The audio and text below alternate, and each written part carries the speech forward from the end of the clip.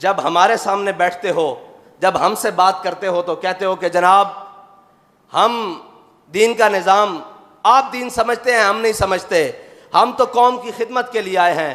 तो आपको क्या नज़र नहीं आ रहा कि चोलिस्तान में लोग प्यास से मर रहे हैं और आप कौमी ख़जाने में से करोड़ों अरबों रुपए खर्च कर कर और मुल्की जहाज़ लेकर काबीना भर कर बाहर लेकर जा रहे हो। अगर आपके पास ज़्यादा पैसे आ गए हैं तो यार उन गरीबों को पानी फराहम करो।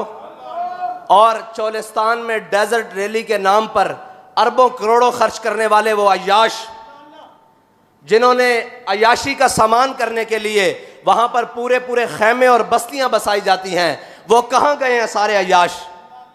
कौम को नजर आते जी बाद में वो चंद लोग हैं, वो भी दीनी लोग हैं जो उनको पानी फराहम करने के लिए वहां पहुंच चुके हैं। अभी तक और तो कोई नहीं पहुंचा। वो सारे दीन का दर्द रखने वाले हैं, कौम का दर्द रखने वाले, वो सारे लोग उनको पानी फराहम करने के लिए पहुंचे हैं। वो कहां गए अय्याश बदमाश जो वहां पे करोड़ों अरबों रुपए में सिर्फ डेजर्ट रैलियां गाड़ियां भगाने जाते हैं? उनका पैसा क्या अय्याशी के लिए है?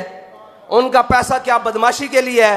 उनका पैसे में से क्या गरीबों का हिस्सा कोई नहीं है कि वो करोड़ों का और अरबों का डीजल वहां लगाते हैं, रात के खैमे बसते हैं और जो भी करतूत करते हैं उससे हमें कोई गर्ज नहीं। लेकिन क्या गरीबों को साफ पानी भी नहीं वो दे सकते? क्या उनकी मदद के लिए कोई पानी का इंतजाम भी नहीं कर सकते? भाई मसला यह है कि पानी अगर रुक जाए तो ऊपर अमीरुल मोमिनीन हजरत उमर बैठे हों तो वो खत से चल पड़ता है। लेकिन अगर ऊपर ऐसे लाइन बैठे हों, ऐसे कमाश बैठे हों, ऐसे बदकार बैठे हों और ऐसे वो बैठे हों तो पानी ज़ेरे ज़मीन चला जाता है। अल्लाह ताला किसी कौम के ऊपर इतना अजाब नहीं जाता कि वो प्यास से मर जाएं।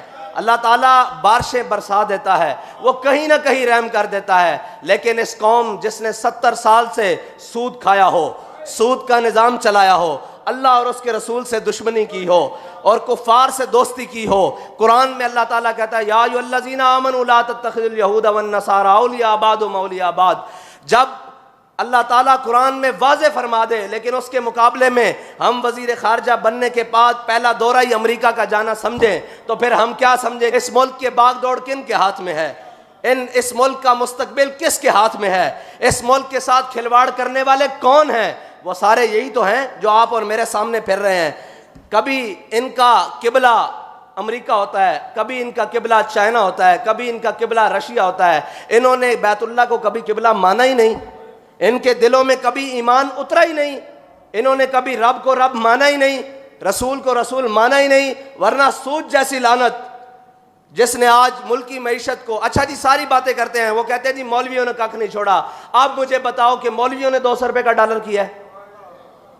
मुल्की मईशत के रिजर्व्स मौलवियों ने खाए हैं, मौलवियों ने सरे माल बनाए हैं, दीनी लोगों ने सरे माल बनाए हैं। इस मुल्क की मईशत के अंदर जितना बेहतरीन किरदार दीनी जमातें और दीनी लोग अदा कर चुके हैं उतना कोई कर ही नहीं सकता, जिन्होंने बगैर किसी फंडिंग के लोगों के बच्चों को तालीम दी है और मुफ्त तालीम दी है और खाना भी दिया है इसी कौम के पैसों से इकट्ठे करके। ना कभी किसी से बाहर मांगने गए हैं, ना कभी किसी के आगे दामन फैलाया है, ना भी कभी किसी को पुकारा है कि आओ हम मर गए, हमसे मदरसे नहीं चलते, हमसे तालीम नहीं दी जाती। आज भी जिसकी सबसे कम तनख्वाह है वो इमाम मस्जिद है। आप पूरे पाकिस्तान में सर्वे कर लें, आज भी जिसकी सबसे कम तनख्वाह है वो मुअज्जिन है मस्जिद का। आज भी जिसकी सबसे कम तनख्वाह है वो, अगर आप उसका सरकारी किसी मुलाजिम से मुवाजना करें तो एक खतीब कम अज़ कम 20वें ग्रेड का अफसर बनता है। मस्जिद का खतीब 20वें ग्रेड का अफसर बनता है। आप पता करके आएँ कि वो सरकारी आदमी कितनी मराहत और कितनी तनख्वाहें ले रहा है। और एक खतीब जुम्मा भी पढ़ाता है, जनाजे भी पढ़ाता है, निकाह भी पढ़ाता है और तमाम मसाइल भी लोगों के हल करता है और सारी चीज़ें हल करता है। क्या हमने पाकिस्तान को बिगाड़ा है?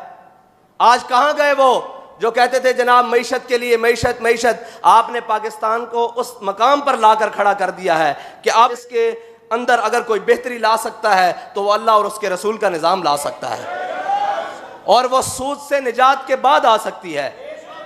वो गुनाह उलमा बैठे हैं, सारी पूरी दुनिया से पूछो, हर गुनाह की अल्लाह ताला ने सज़ा रखी है, लेकिन जितनी बड़ी सूद की सज़ा है उतनी बड़ी किसी की नहीं है।